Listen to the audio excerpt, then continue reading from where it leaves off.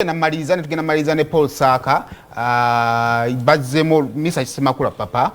sa yazzeemu oluyimba lwa enseno okozeemuki olwayimba Paul Saka Paul yaluwandiika nga yeetegekera ekivulu kye yakikomezaawo kigenda beera okuserena so aromatic climax live on stage girange bulungi climax live on stage aromatic entertainment ku theatre La Bonita Friday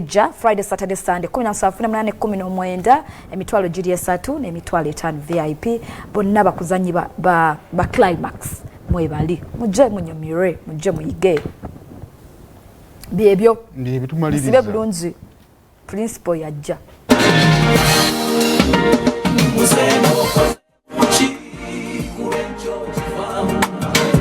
Kadindo